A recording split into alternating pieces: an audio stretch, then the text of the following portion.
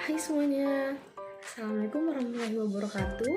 Perkenalkan, nama saya Nur Nahdlatul Ulia dengan NIM 210404501020. Nah, guna saya membuat video ini untuk menyelesaikan tugas ujian tengah semester dari mata kuliah Psikologi Konseling.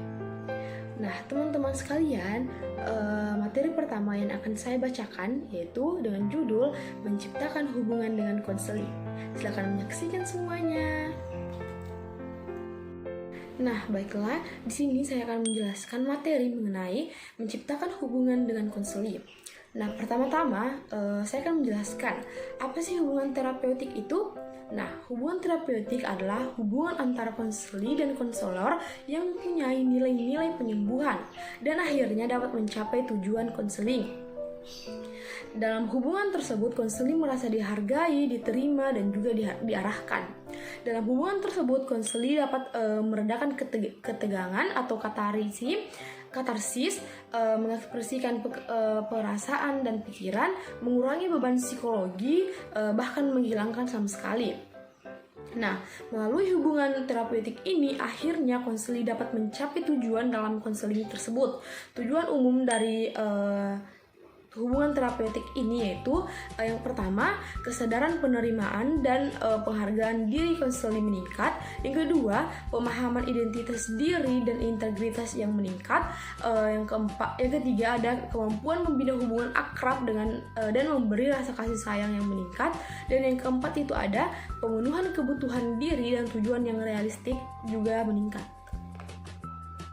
Nah, menciptakan hubungan yang baik antara konselor dan konseli merupakan langkah awal dari keberhasilan konseling tersebut. Hubungan yang baik dengan konseli yang penting, ini sangat penting, baik dalam konseling perorangan maupun konseling kelompok. Nah, keberhasilan konseling merupakan tujuan yang dicapai dalam proses konseling tersebut. Faktor-faktor keberhasilan konseling yaitu penelitian diri, kemampuan konselor, kerjasama antara konselor dengan konseli sangat dibutuhkan. Ada beberapa hal yang mempengaruhi keberhasilan konseling, yaitu konselor dituntut jeli dalam menganalisa masalah. Kemampuan ini harus selalu dilatih dan terus dilatih karena merupakan poin yang penting dalam keberhasilan konselor menyelesaikan masalah konseling. Kepuasan bagi seorang konselor adalah keberhasilannya dalam menyelesaikan masalah-masalah yang dihadapi oleh konseling tersebut. Baiklah, kita masuk dalam langkah-langkah dalam menciptakan hubungan yang baik dengan konseling. Nah, menciptakan hubungan baik antara konselor dengan konseli atau klien merupakan langkah awal keberhasilan konseling. Nah, hubungan yang baik dengan konseli ini sangat penting. Nah, langkah-langkah yang baik dalam menciptakan hubungan dengan konseli ada 3. Yang pertama, menerima secara ikhlas. Konselor harus menerima secara ikhlas dan menerima apa adanya tentang semua permasalahan dari konseling. Konselor harus menunjukkan sikap yang ramah dan bersahabat pastinya kepada konseling. Yang kedua yaitu ada menumbuhkan kepercayaan klien atau konseling. Nah, menumbuhkan kepercayaan klien atau konseling juga ini merupakan bagian yang penting dalam menciptakan hubungan yang baik dengan konseling. Dalam diri konseling ini harus tertanam pandangan bahwa konselor dapat membantu memecahkan masalah dari konseling tersebut. Juga harus percaya bahwa kerahasiaan konseling ini atau kerahasiaan dalam masalah konseling ini akan dijamin terjaga. Nah, cara menumbuhkan kepercayaan dari konseling terhadap konselor itu yang pertama, pada awal konseling dengan kalimat kamu tidak perlu ragu-ragu menyampaikan masalah dan keadaan kamu sebenarnya kepada saya karena kerahasiaan kamu akan terjamin. Yang kedua, konselor dapat mengatakan kewajiban saya ini membantu menyelesaikan masalah yang kamu hadapi. Dan yang ketiga itu ada saya memanggil kamu dan membahas masalah ini untuk kebaikan kamu. Nah, yang ketiga itu ada mewujudkan keterbukaan diri. dalam konseling ini kadang-kadang konseli itu tidak terbuka kepada konselor. Dia menutupi keadaan yang sebenarnya. Nah, bila hal ini terjadi, maka bisa saja muncul kesalahpahaman diagnosis dan pada gilirannya juga terjadi kesalahpahaman terapi. Nah, cara untuk mewujudkan keterbukaan klien yaitu konselor dapat mengatakan, yang pertama, saya berharap kamu dapat mengemukakan keadaan-keadaan kamu yang sebenarnya agar persoalan ini dapat diselesaikan dengan baik. Yang kedua ada saya mengharapkan kamu dapat mengatakan apa adanya agar pertemuan kita ini bermanfaat. Jika masih ada yang ditutup-tutupi atau kamu menyembunyikan atau menyebutkan hal yang tidak sebenarnya, maka pertemuan kali ini tidak ada manfaatnya atau seperti tidak berguna. Nah, sebaiknya jika kamu mengatakan yang sebenarnya, maka persoalan ini akan mudah kita selesaikan. Kita tahu bahwa proses konseling itu akan mengalami kesulitan bila mana seorang konseli ini sangat tertutup kepada konselor. Misalnya, dia hanya mengangguk atau menggelengkan saja kepala bila diajak bicara. Bagaimana caranya agar klien mau berbicara? Nah, dalam hal ini konselor ibaratnya sebagai seorang monitor radio yang sedang menghadapi radio yang rusak. Monitor harus berusaha agar radio yang tidak berbunyi menjadi berbunyi kembali. Nah, seorang konselor dapat menyampaikan kalimat ini kepada konselinya. Yang pertama, itu semakin banyak kamu berbicara, maka semakin mudah saya menyelesaikan atau membantu masalah kamu. Yang kedua, konselor juga dapat mengatakan, jika kamu tidak mau bicara, maka saya akan kesulitan dalam membantu kamu.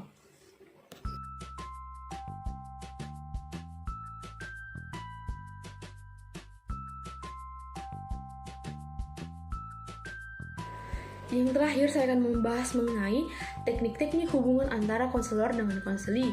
Nah, para konselor hendaknya menguasai berbagai teknik dalam menciptakan hubungan yang baik dengan konseli. Berikut ini saya akan membahas mengenai 6 teknik yang digunakan untuk menciptakan hubungan antara konselor dengan konseli. Yang pertama ada teknik rapport. Nah, teknik rapport dalam konseling merupakan suatu kondisi yang saling memahami dan mengenal tujuan bersama. Tujuan utama teknik ini adalah untuk menjembatani hubungan antara konselor dengan konseli, sikap penerimaan dan minat yang mendalam terhadap konseli dan masalahnya. Teknik yang digunakan untuk mencapai rapport ada antara lain, yang pertama ada pemberian salam yang menyenangkan, yang kedua menetapkan topik pembicaraan yang sesuai, yang ketiga ada susunan ruang konseling yang menyenangkan, yang keempat ada sikap yang ditandai dengan kehangatan emosi, realisasi tujuan bersama, menjamin keserasian klien atau konseli, kesadaran terhadap hakikat konseli secara ilmiah atau alamiah. Kemudian yang kedua ada refleksi perasaan. Nah, refleksi perasaan di sini merupakan suatu usaha konselor untuk menyatakan dalam bentuk kata-kata yang segar dan sikap yang perlu. Refleksi ini merupakan teknik penengah yang bermanfaat untuk digunakan setelah hubungan permulaan dimulai dan sebelum pemberian informasi dan tahap interpretasi dimulai. Yang ketiga ada teknik penerimaan. Teknik penerimaan merupakan cara bagaimana konselor ini melakukan tindakan agar konseli ini merasa diterima dalam proses konseling tersebut. Dalam teknik penerimaan ada 3 unsur, yaitu ekspresi air muka, tekanan suara, dan serta jarak dan perawakan. Nah, selanjutnya ada teknik menstrukturkan. Nah, teknik ini merupakan proses penetap batasan masalah oleh konselor. Nah, selanjutnya ada teknik memimpin. Teknik memimpin ini itu menunjukkan keadaan di mana konselor berada di depan atau di samping pikiran konseli, serta mengarahkan pemikiran konseli kepada penerimaan perkataan konselor. Nah, yang terakhir itu dan yang paling penting ada keterampilan mengakhiri. Keterampilan mengakhiri wawancara konseling merupakan teknik hubungan dalam proses konseling. Mengakhiri wawancara dapat dilakukan dengan cara yang pertama mengatakan bahwa waktu telah habis, yang kedua merangkum isi pembicaraan, yang ketiga ada menunjukkan kepada pertemuan yang akan datang, selanjutnya ada berdiri, ada isyarat gerak tangan, ada menunjukkan catatan-catatan singkat, dan terakhir ada memberikan tugas-tugas tertentu. Nah, baiklah semuanya. Saya akan lanjut pada materi kedua, yaitu mengidentifikasi perilaku verbal dan nonverbal konselor. Perilaku verbal dan nonverbal konselor dapat dalam situasi konseling ini bertujuan untuk meningkatkan kualitas hubungan dengan konseling yang pada gilirannya dapat meningkatkan efektivitas di dalam konseling tersebut. Di dalam setting konseling, perilaku yang bagaimanakah yang harus ditampilkan oleh konselor agar konseling ini merasa lebih senang, lebih terbuka, lebih percaya, lebih tertarik mengatasi konseling ini sampai tuntas. Nah, baiklah, saya akan menjelaskan berikut ini perilaku konselor yang harus ditampilkan adalah perilaku nonverbal konselor yang bersifat positif, di mana ini meliputi senyuman, anggukan kepala, dengan kontak mata yang konstan. Adapun perilaku nonverbal yang negatif, misalnya konselor ini memasang muka yang masam, mengkerutkan dahi, menggelengkan kepala, dan kontak mata yang tidak stabil serta mencibir. Nah, kualitas hubungan konselor dengan klien ini akan pastinya kurang baik. Nah, jika konselor bersandar dan melipat tangan, gelisah, melihat jauh, atau seringnya konselor ini melihat jam. Nah, untuk meningkatkan interaksi dalam proses konseling, konselor sih dapat melakukan berbagai cara. Dengan yang pertama, respon dengan kata-kata pendek, misalnya ia mengatakan teruskan lalu bagaimana. Yang kedua, konselor dapat merefleksikan kata-kata lain tetapi maknanya sama. Contohnya yaitu, jadi akhir-akhir ini kamu kurang tidur. Nah, yang ketiga ada penghargaan positif. Contohnya yaitu, saya pikir gagasan kamu itu cukup. Nah, berdasarkan beberapa studi dalam bidang psikologi, menurut Hill dan kawan-kawan pada tahun 1981 melaporkan 3 areal pokok yang relevan dengan efektivitas konseling, yaitu kemampuan nonverbal, hubungan interpersonal konselor, dan efektivitas konseling merupakan hal yang cukup rumit. Nah, berdasarkan beberapa studi ini disimpulkan bahwa tingkat keterampilan konselor dan penggunaan empati, kehangatan, serta ketulusan merupakan faktor kunci yang menentukan keberhasilan proses dan juga hasil konseling. Selain itu, mereka juga mengatakan pentingnya orientasi konselor yang harus diperhitungkan dalam proses konseling. Salah satu variabel konselor yang perlu muncul dalam situasi konseling ini adalah keterbukaan diri atau self-disclosure. Nah, self-disclosure yaitu keterbukaan diri. Di sini konselor pada permulaan konseling dapat meningkatkan persepsi klien mengenai kondisi yang memudahkan terjadinya kehangatan, empati, dan ketulusan di dalam proses konseling tersebut. Berkenaan dengan penelitian efektivitas konseling, Vargas dan Barszewski pada tahun 1982 ini menyimpulkan, yang pertama, keterampilan konselor menghasilkan proses konseling yang menyenangkan. Lalu yang kedua, keterampilan yang baik menghasilkan tercapainya harapan-harapan dalam konseling. Dan yang ketiga ada keterampilan konselor yang baik dapat menghasilkan empati, ketulusan, dan terjadinya penghargaan positif kepada konseling. Penelitian Barak dan kawan-kawan ini menyimpulkan ada pengaruh yang signifikan tingkah laku nonverbal responsif, jenis tingkat bahasa dan pakaian konselor terhadap persepsi klien tentang keahlian dan daya tarik konselor. Nah, konselor dinilai sebagai ahli bila menampilkan tingkah laku nonverbal yang responsif dan menggunakan bahasa profesional dan memakai pakaian resmi.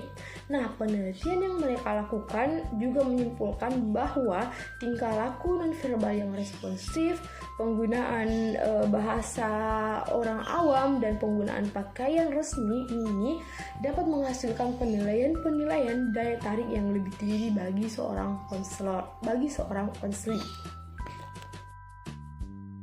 Kleinburn pada tahun 1979 menyimpulkan bahwa di mana tingkah laku nonverbal responsif konselor menghasilkan persepsi terhadap klien atau konseli terhadap keahlian, daya tarik, dan juga sikap dapat dipercaya lebih tinggi kepada konselor daripada tingkah laku nonverbal yang tidak responsif. Bahasa konselor ini diasumsikan berperan penting dalam pendekatan terhadap konseli yang melaporkan bahwa penggunaan bahasa psikologis menghasilkan persepsi yang lebih tinggi mengenai kredibilitas konselor daripada menggunakan bahasa sehari-hari. Nah,